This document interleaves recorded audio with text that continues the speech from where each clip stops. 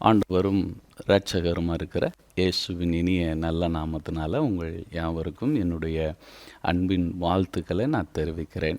மெய்யாகவே இந்த நிகழ்ச்சிகளை நீங்கள் தொடர்ந்து பாருங்கள். ஆண்டவர் மெய்யாகவே உங்களுக்கு ஒரு ஆசீர்வாதத்தை கட்டளையிடுவார். ஏனென்றால் இந்த வேத வாஸ்தனத்தை வாசிக்கிறவர்களும் கேட்கிறவர்களும் இதன்படி செய்கிறவர்களும் பாக்கியவான்கள் இந்த வேதம் சொல்லப்பட்டிருக்கிறதுனால நீங்கள் இந்த வார்த்தையை கேட்குறீங்கன்னா இது நீங்களாக கேட்கல, ஆண்டவர் உங்களை கேட்க வைத்து கொண்டு இருக்கிறார்.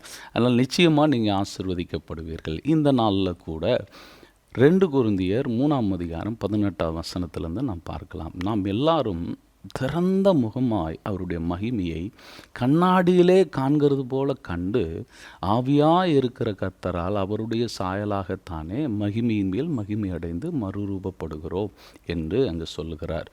அருமையான தேவனுடைய பிள்ளைகளே, ஆண்டவராகிய தேவன் தம்முடைய சொந்த குமாரனாகிய இயேசு கிறிஸ்துவை இந்த உலகத்திற்கு அனுப்பி ஒரு கோரமான மரணத்திற்கு அவரை ஒப்பு கொடுத்திருக்கிறார் என்றால் அவர் ஏதோ ஒரு நோக்கத்திற்காகத்தான் அந்த காரியத்தை செய்ய முடியும். இன்றைக்கி நாம் நம்முடைய பிள்ளைகளை அப்படிப்பட்ட ஒரு கோரமான பலிக்கு, கோரமான ஒரு ஆக்கினைக்கு, தண்டனைக்கு மனதார நாம் ஒப்பு கொடுப்போமான்னா ஒப்பு கொடுக்க மாட்டோம். அப்படியே நாம் ஒப்பு கொடுக்கிறோம் என்றால் அந்த காரியம் குமாரனை காட்டிலும் மிக மிக முக்கியமானதாகத்தான் இருந்திருக்க முடியும். அப்படி என்றால் பிதாவாகிய தேவன் ஆண்டவராகிய இயேசு கிறிஸ்துவை, தன்னுடைய செல்ல குமாரனாகிய இயேசு கிறிஸ்துவை இந்த உலகத்திற்கு அனுப்பி இப்படிப்பட்ட ஒரு மரணத்துக்கு உட்படுத்தின நோக்கம் என்னவாக இருந்திருக்கும் என்றால் அநேகரை மகிமையில் கொண்டு வந்து சேர்ப்பதாகத்தான் இருந்தது. அப்போ இந்த மகிமைக்காக ஜனங்கள் எல்லாம் மறுரூபப்பட வேண்டும் என்பதற்காகத்தான், அந்த மகிமையிலே வந்து சேர வேண்டும் என்பதுதான் அவருடைய நோக்கமாக இருக்கிறது. அதனால தான் பாருங்கள், இயேசு கிறிஸ்து கூட சொன்னார், ஒருவனும் கெட்டுப்போவது பிதாவினுடைய சித்தம் அல்ல என்று சொல்கிறார். ஒருவர் கூட கெட்டுப்போவது, ஒருவர் கூட அழிந்து போவது தேவனுடைய சித்தம் அல்ல என்று சொல்லுகிறார். அருமையான தேவனுடைய பிள்ளைகளே, இந்த வார்த்தையை கேட்டுக்கொண்டிருக்கிற நாம இந்த மறுரூபத்திற்காகத்தான் ஆண்டவர் இவ்வளோ பெரிய வேலையை செய்திருக்கிறார். இந்த வார்த்தையை கேட்டுக்கொண்டிருக்கிற நீங்களும் நானும் மகிமைக்காக மறுரூபப்பட வேண்டும். இந்த மறுரூபப்படுகிறது என்றால் ஏதோ ஒரு அனுபவம் அல்ல. அநேகர் என்ன நினைத்து கொள்கிறார்கள் என்றால், இவர்கள் மறுரூபப்படுகிற நேரங்கள் என்று ஃபிக்ஸ் பண்ணி வச்சுக்கிறாங்க. நான் பைபிள் வாசிக்க போகும்பொழுது நான் ஒரு மறுரூபமான ஒரு ஆளை போல் நான் வாசிக்கிறேன். நான் பாட்டு பாடும்போது ஒரு மறுரூபமான ஆளை போல் நான் இருக்கிறேன். இது ஜெபிக்கும் போதோ, பைபிள் வாசிக்கும் போதோ, பாட்டு பாடும் பொழுதோ நான் ஒரு மறுரூபமாகிவிட்டேன் என்று நாம் நினைக்கிறோம். ஆனால் வேத புத்தகம் மறுரூபம் என்பதை எப்படி மையப்படுத்துகிறது என்றால் ஒரு அனுபவமாக அது மையப்படுத்தவில்லை. இப்போ ஒரு அனுபவம்னா, இன்றைக்கி நம்ம ஒரு ஊட்டிக்கோ கொடைக்கானலுக்கோ போயிருக்கிறோம், அந்த அனுபவம் எக்ஸ்பீரியன்ஸ் எப்படி இருந்துச்சு அப்படின்னா அது ஏதோ ஒரு அனுபவம், அது முடிந்து விட்டது என்று அர்த்தமாகிவிடும். ஆனால் இங்கே ஆண்டவர் என்ன சொன்னால், டிரான்ஸ்ஃபர்மேஷன் அப்படின்ற அந்த விஷயம் அனுபவம் அல்ல, அது புதிதாய் பிறக்கிறது. இது 1 மணி நேரம் 2 மணி நேரம் இருக்கிற ஒரு காரியம் அல்ல. அநேகர் என்ன நினைத்துக்கிறாங்கன்னா, அந்த நேரம் மாத்திரம் ஒரு ஆவிக்குரிய சென்ஸை கொண்டு வந்துடுறாங்க. அதை என்னன்னு நினச்சிக்கிறாங்கன்னா மறுரூபமாக இருக்கிறோம் என்று சொல்லுகிறார்கள். ஆனால் இப்போ இங்கே அப்போஸ்தலனாகிய பவுல் என்ன சொல்லுகிறார், நீங்கள் அந்த மகிமையை கண்ணாடியில் காண்கிறது போல பார்த்து அந்த சாயலாக நீங்கள் மறுரூபமாகுங்கள் என்று சொல்லுகிறார். அப்போ அவர் குறிப்பிட்டு சொல்லியிருக்கிறார், இது அனுபவமாக அல்ல, ஒரு சாயலாக மாற்றப்படுகிற ஒரு விஷயம் என்று சொல்லுகிறார்.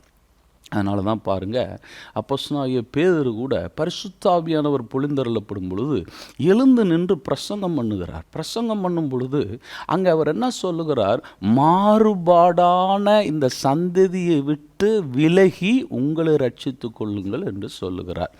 அருமையான தேவனுடைய பிள்ளைகளே, நாம் நமக்குள்ள மாறுபாடான மனிதர்களாக இருப்பதை மறுரூபம் என்று சொல்ல முடியாது. அதாவது ஆவிக்குரிய நிலையிலையும் நாம் இருப்போம், மாம்சத்துக்குரிய நிலையிலையும் இருப்போம். அப்படின்னால் நீங்கள் மகிமைக்குள் வர முடியாது என்பதை அவர் சொல்லுகிறார்.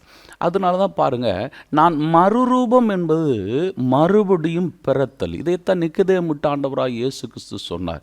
நீ மறுபடியும் பிறக்க வேண்டும் என்று சொல்லுகிறார். அப்போ புதிதாய் பிறக்கிற ஒரு காரியம் இது அனுபவம் அல்ல, புதிதாய் பிறக்கிற விஷயம் என்று சொல்லுகிறார். அப்படின்னா பழையவைகள் எல்லாம் ஒளிந்து போயின, எல்லாம் புதிதாயின. அந்த புதிய காரியங்கள் எப்பொழுது நமக்குள் பிறக்கிறதோ அப்பொழுதுதான் மறுரூபம் தொடங்குகிறது. அப்போ இந்த மறுரூபம் என்கிற ஒரு விஷயத்தை எங்கிருந்து ஆண்டவர் தொடங்குகிறார்? ஏசாயா சொல்லுகிறார் 6ஆம் அதிகாரம் 1ஆம் வசனத்தில், உசியா ராஜா மரணம் அடைந்த வருஷத்தில் உயரமும் உன்னதமான சிங்காசனத்தில் தேவன் வீற்றிருக்கிறார். அவருடைய வஸ்திர தொங்கலினால் தேவனுடைய ஆலயம் அவருடைய மகிமையினால் நிறைந்திருந்தது என்று அங்கே சொல்லுகிறார். அப்போ தேவனுடைய மகிமையினால் ஆலயம் நிறைந்திருந்தது. அப்பொழுது என்ன நடக்கிறது? பலிபீடத்திலிருந்து ஒரு அக்கினியை எடுத்து வந்து அந்த சேராபின் என்ன பண்ணுகிறார்? ஏசாயாவினுடைய நாவில் தொட்ட மாத்திரத்தில் அவனுடைய அக்கிரமம் நீங்கி பாவம் நிவர்த்தியானது, இனி நீ தேவனுடைய வார்த்தையை சொல்லு என்று சொல்லுகிறார். அப்போ எப்பொழுது பலிபீடத்திலிருந்து புறப்பட்டு வருகிற தேவ வார்த்தை உங்களுடைய நாவுகளை தொடுகிறதோ அப்பொழுதுதான் அந்த மறுரூபம் தொடங்கப்படுகிறது. இந்த வார்த்தையை கேட்டுக்கொண்டிருக்கிற அருமையான தேவனுடைய பிள்ளைகளே, உங்களுடைய பேச்சிலே முதலாவது மாற்றங்கள் வந்திருக்கிறதா?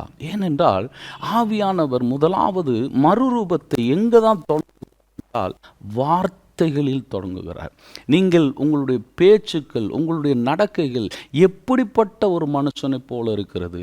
உலக மனிதர்களைப் போல இருக்கிறதா? மற்றவர்களைப் போல இருக்கிறதா? அஞ்ஞானிகளைப் போல இருக்கிறதா? இவர்களுக்கு அவர்களுக்கு வித்தியாசமே இல்லைங்க, எல்லாருக்குள்ளே ஒன்று தாங்க அப்படின்ற ஒரு பாவத்தை உடையவர்களாய் நாம் காணப்படுகிறோமா? கொஞ்சம் யோசித்து பாருங்க.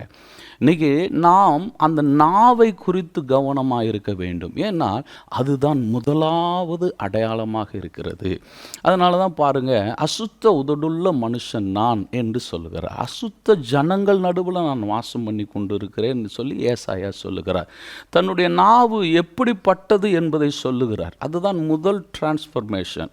அவருடைய நாவிலே அவர் எப்படிப்பட்ட ஒரு உதடையுடைய எப்படிப்பட்ட மனுஷனாய் இருக்கிறேன் என்பதை முதலாவது சொல்லுகிறார்.